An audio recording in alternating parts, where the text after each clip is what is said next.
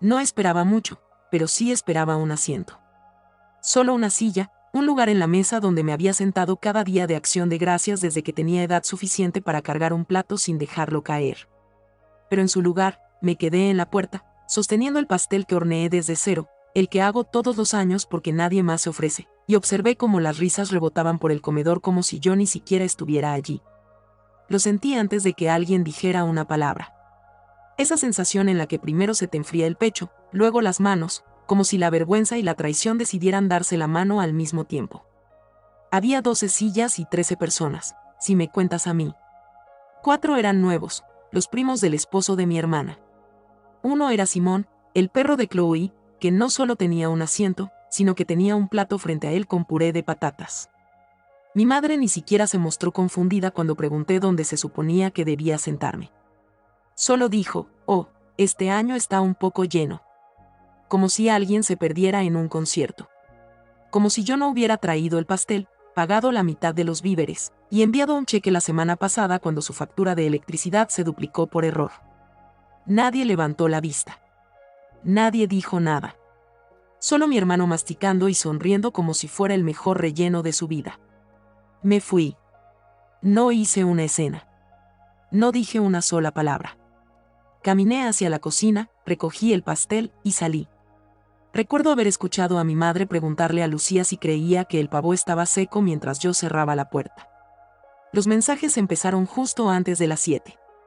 Mamá, ni siquiera dijiste adiós, ¿estás bien?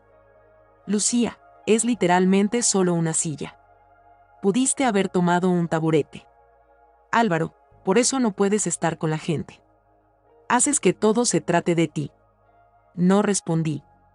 Me senté en mi sala, bajé el volumen del televisor y abrí mi portátil. Por primera vez en años, no sentí culpa. Empecé con la cuenta de Costco. La abrí a mi nombre cuando papá falleció porque mamá dijo que no podía encargarse de una cosa más. La cerré en 6 clics. Luego los servicios de streaming, Hulu, Netflix, Max, Disney Plus. Todos cancelados. Luego el fondo de víveres. Había estado contribuyendo Silencio Diegoente con 300 euros al mes a esa tarjeta de débito compartida para que pudieran dividir las cuentas y comprar cosas para la casa. Nunca dijeron gracias. Eso también se detuvo. A la mañana siguiente, 9:13 de la mañana, mi teléfono vibró. Álvaro, Dios. Costco me sacó a mitad de la compra, ¿tocaste la cuenta? No respondí.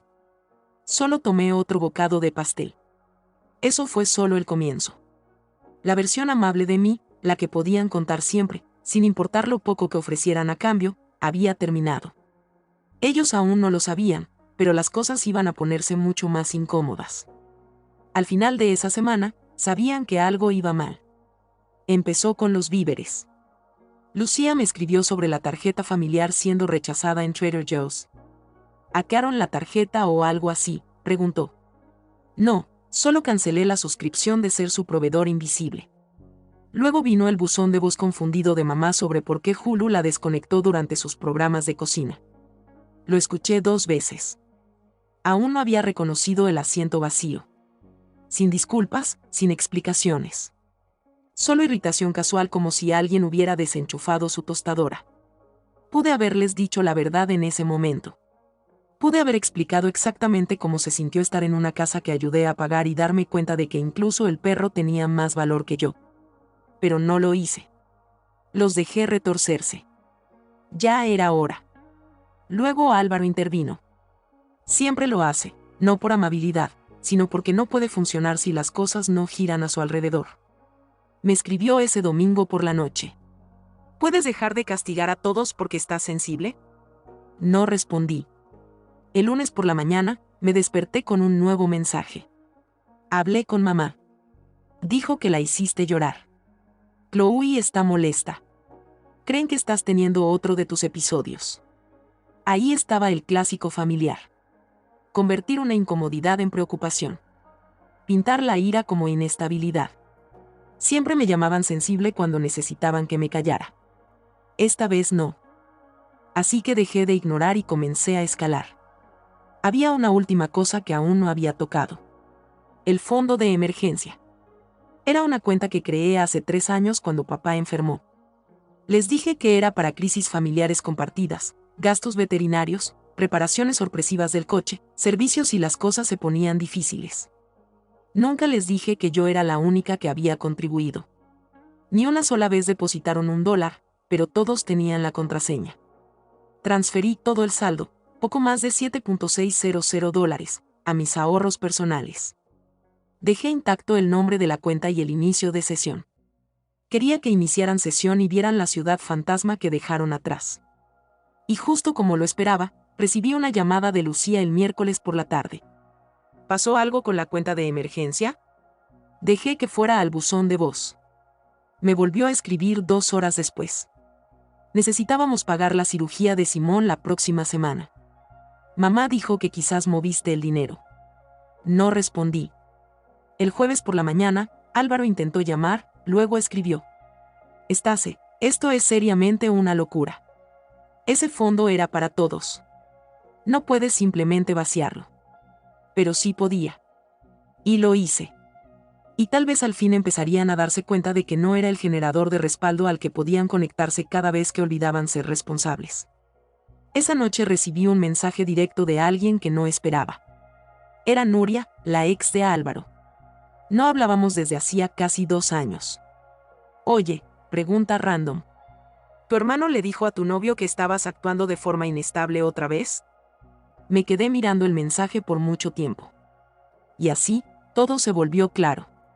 No solo estaban en pánico. Estaban contraatacando. Querían su viaje gratis de vuelta. Y como corté el cable, fueron directo al sabotaje. Lo que no sabían era que mi novio había estado actuando frío durante días. Respuestas cortas, esquivando planes. Ahora sabía por qué. Plantaron una mentira y estaba funcionando. Cuando vi el mensaje de Nuria, algo dentro de mí cambió, como hielo quebrándose bajo los pies. Sabía que mi familia podía ser mezquina, pero ir con mentiras sobre mi salud mental a mi pareja, eso era nuevo. Eso era guerra. Respondí rápido. Nuria no se contuvo. Álvaro le dijo que estabas de nuevo en crisis y que lo de Acción de Gracias fue solo otra caída. Que siempre hacías eso. Te alejabas y luego te hacías la víctima. Le pregunté por qué me decía esto. Porque me hizo lo mismo cuando lo dejé. Le dijo a todos que yo estaba inestable. Debería haberte advertido antes. Le agradecí y llamé a Diego, mi novio. No contestó. Esa noche fue larga. Repetí los últimos días una y otra vez. Como Diego había estado más callado, como se saltó nuestra cena del miércoles, los mensajes cortos que terminaban las conversaciones en lugar de continuarlas. Ahora todo tenía sentido. Ellos llegaron a él. Le mandé un mensaje. Sé lo que Álvaro te dijo. Necesito que te preguntes si algo de eso coincide con cómo te he tratado. Si les crees, no voy a pelear. Pero si tienes dudas, habla conmigo. No con ellos. No respondió esa noche ni al día siguiente. Mientras tanto, el grupo familiar se encendió como una alarma. Mamá finalmente se quebró. Laura, ya basta. Necesitamos hablar. Estás lastimando a todos. Sea lo que sea que crees que hicimos, seguro no fue intencional. No respondí. Estaban perdiendo el control y lo sentían. Lucía fue la siguiente. Por favor, ¿podemos al menos hablar? Esto se está saliendo de control. Mamá ha estado llorando. Álvaro está furioso. Sé que no fue perfecto, pero somos familia. Esa palabra ya no pesaba lo mismo. El viernes por la noche, Diego finalmente respondió. No sé qué pensar. Lo hizo sonar serio. Le pedí hablar en persona. Aceptó. El sábado por la mañana vino, brazos cruzados, a la defensiva. No intenté romper la tensión de inmediato. Solo abrí mi teléfono y le mostré mis registros financieros, las contribuciones al supermercado, los pagos de streaming, el historial del fondo de emergencia. Toda la historia al descubierto. Como había estado financiando a la familia Silencio Diegoente por años. Cómo me trataron como un mueble en un día festivo. Y cómo decidí alejarme. Luego le mostré los mensajes de Nuria. No habló por un rato. Pero cuando finalmente lo hizo, Su voz era distinta. Dijeron que ibas a tergiversarlo así. Me tragué eso como veneno. Le dije que se fuera, que si necesitaba creerles, no lo detendría.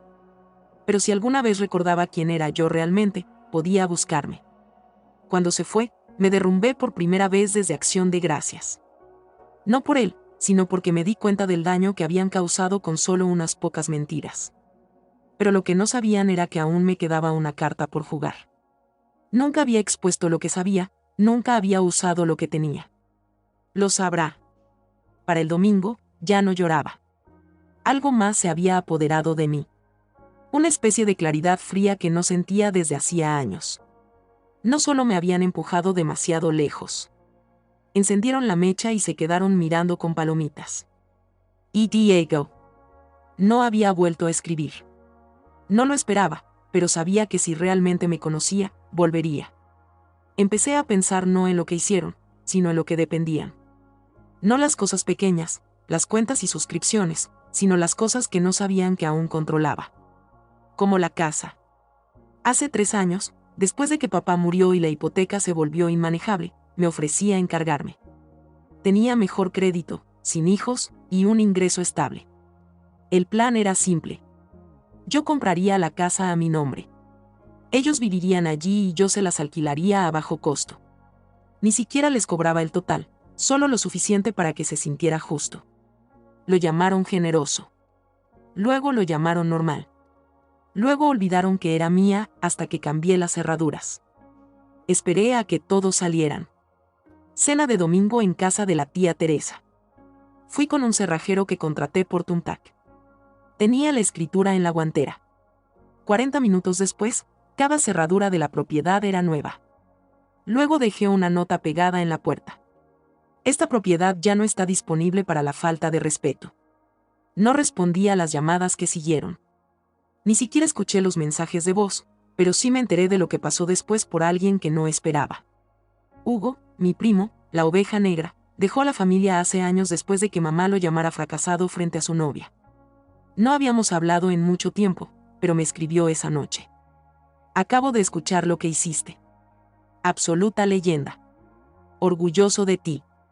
Me dijo que ellos llegaron a una casa cerrada y perdieron el control. Mamá lloraba en el porche. Álvaro intentó forzar la puerta trasera, y cuando no lo logró, gritó dentro del buzón como si éste pudiera oírlo. Chloe intentó llamar a la policía, pero la policía solo revisó el registro de la propiedad, asintió y se fue. Aún no me sentía satisfecha. El lunes por la mañana presenté los documentos para desalojarlos formalmente. Sabía que podrían retrasarlo, incluso alargarlo, pero el objetivo no era sacarlos de inmediato. El objetivo era recordarles que yo no era la débil, que la Laura que caminaba con el pastel, guardaba silencio y siempre pagaba, ya no existía. Más tarde ese día, Diego apareció en mi puerta. Sin mensaje, sin advertencia, solo parado allí con esa mirada como si no supiera si iba a arreglar algo o empeorarlo. No dije nada, solo esperé. Finalmente habló. Volví a hablar con Nuria. También hablé con tu primo. Y entonces me di cuenta, si siquiera la mitad de lo que dijiste fuera mentira, ¿por qué estaban tan asustados cuando dejaste de responder? No respondí. Él siguió hablando. Lo siento. Me avergüenza haberles creído siquiera por un segundo. Eso es culpa mía. Le dije que esto no era algo que pudiéramos barrer debajo de la alfombra. No cuando rompió algo que no sabía si se podía reparar. No pidió entrar. Solo dijo que esperaría, todo el tiempo que fuera necesario, hasta que yo creyera que él era diferente a ellos. Cerré la puerta con suavidad, no como un no, pero tampoco como un sí. Pero lo que realmente me golpeó fue el mensaje que recibí 2 horas después. Un correo de mi madre. Era una confirmación reenviada. Asunto: pago exitoso, transferencia bancaria de 12.000 euros enviada. Intentó comprarme para recuperar la casa. Sin disculpa, sin explicación, solo dinero, como si pudiera ser comprada. Pero ahora sabía exactamente cuánto temían perderme. Pensaban que ese era mi precio. No tenían ni idea de que el verdadero pago aún no se había vencido.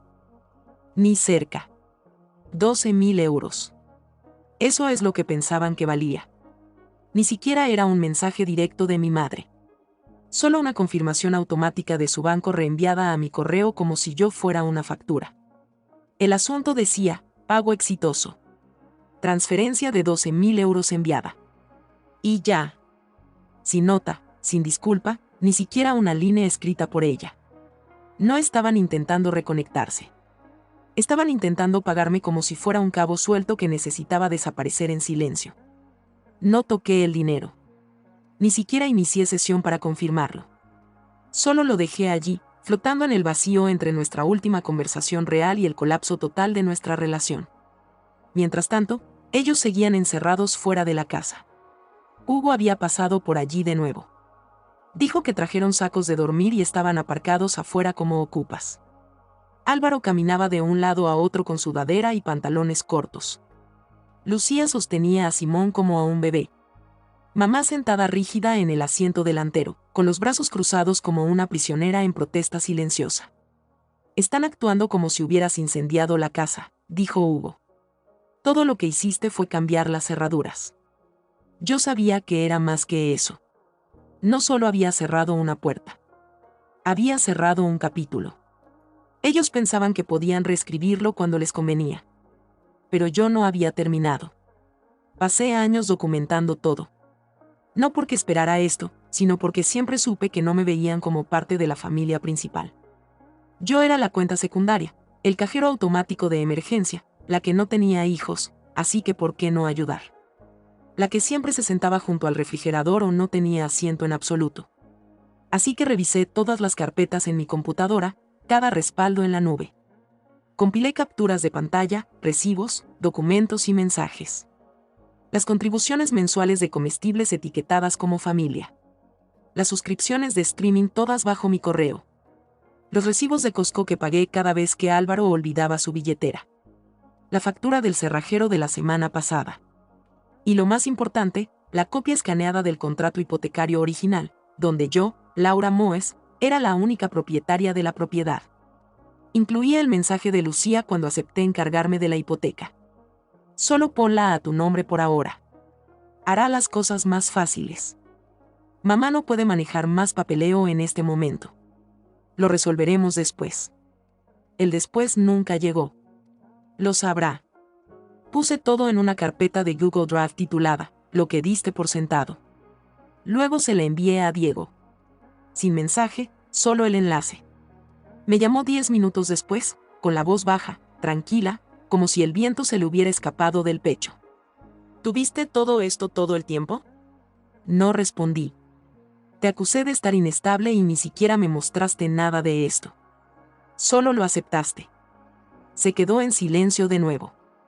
Lo siento. Creo que no entendí realmente quién eras hasta ahora. Le pregunté qué cambió.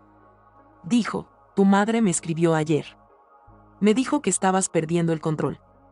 Que siempre hacías esto. Aislarte, castigar a los demás, guardar rencor. Le pregunté qué le respondió. Que terminé de hablar con personas que no saben lo que es la gratitud. Debería haberlo sentido como una victoria, pero no fue así. Aún no. Agradecí la disculpa, pero esto ya no era sobre Diego. Había ido más allá de una relación. Había tocado algo viejo. Algo podrido que llevaba años remendando con dinero, silencio y pastel de batata. Y ahora tenía una cosa más. El testamento de papá. El verdadero.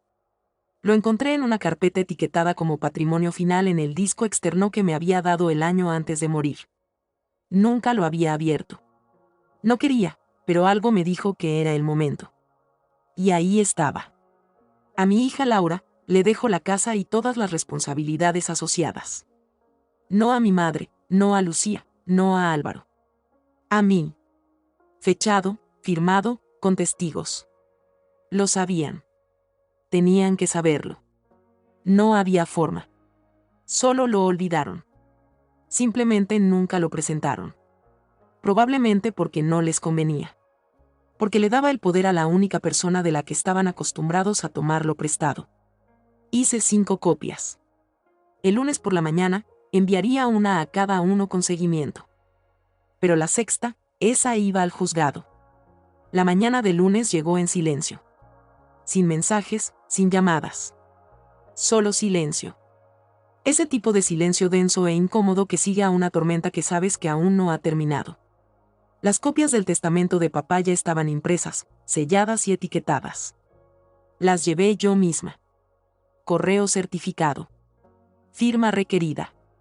Una fue a la casa de Chloe. Una al apartado postal de Álvaro. Una a mamá.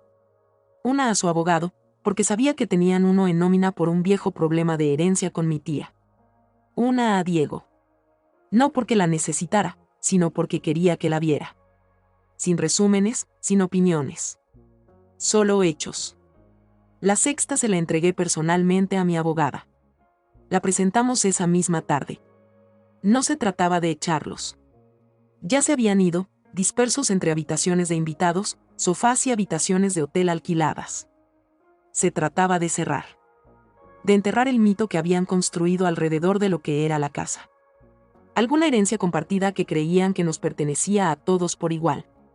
Nunca lo fue. Solo les gustaba fingir que sí. Hugo me escribió más tarde ese día. Recién se enteraron. Álvaro llamó a la tía Teresa llorando. Mamá está gritando que va a impugnarlo. Le dije que podían gritarle al viento. El documento era firme, notariado, con testigos, archivado antes de que papá muriera. Y entonces, como un reloj, empezó la historia. Una publicación de Facebook de Lucía sobre ser traicionada por la única persona que creíamos familia. Una historia vaga en Instagram de Álvaro mostrando una U-Haul y el pie de foto. Cuando gana la avaricia, todos pierden. Pero lo mejor, el que lo hizo encajar todo, fue el mensaje de voz de mamá. No sé quién eres ya. Esto no es lo que papá hubiera querido. Estás destrozando a esta familia. Reproduje esa última frase 3 veces. Fue casi graciosa, como si no ya estuviera rota, como si no hubieran pasado años astillándola con su derecho y manipulación, y yo solo hubiera sido quien recogía los vidrios detrás de ellos. Esa noche, Diego vino. Esta vez lo dejé entrar. No dijo mucho. Solo miró alrededor en silencio, las cajas a medio desempacar de cuando aún no decidía si mudarme, el molde del pastel que no había tenido corazón para lavar. Me preguntó qué iba a hacer ahora. Le dije, vivir. Asintió y preguntó si podía ayudarme a limpiar. Lo dejé ayudar, no porque necesitara la ayuda, sino porque se sintió como lo primero auténtico entre nosotros en semanas. Algo pequeño, honesto. Mientras guardábamos el desorden que había quedado, mi teléfono volvió a vibrar. Otro mensaje de Álvaro: espero que la casa te mantenga caliente cuando estés sola. Me quedé mirando la pantalla por un segundo y luego lo borré. Porque esto es lo que ellos nunca entendieron. Yo nunca estuve sola. Ellos solo eran ruidosos. Y ahora, por fin, estaban en silencio. En ese momento, sentí algo que no había sentido en mucho tiempo. Paz. No la clase de paz que viene después de ganar, sino la que llega cuando dejas de pedirle a la gente que te vea, que te escuche, que te valore. Diego me ofreció quedarse a dormir, pero le dije que no. No por enojo. Solo porque necesitaba estar sola en mi propio espacio, sin explicaciones, sin ruido. Solo yo, la casa, y el sonido tranquilo del refrigerador funcionando, como si todo estuviera en orden por fin. Me senté en el sofá con una manta y una taza de té, y miré por la ventana. Afuera, las luces de los coches pasaban como si nada hubiera cambiado. Pero yo había cambiado. Y eso era suficiente. Antes de dormir, abrí el correo de nuevo. El dinero aún seguía allí. Los 12.000 euros. Intactos. Cerré la sesión. No lo toqué. Nunca lo tocaré. Porque por primera vez, entendí que no todo se paga con dinero. Entendí que mi silencio tenía valor. Y que ya era tiempo de usar mi voz.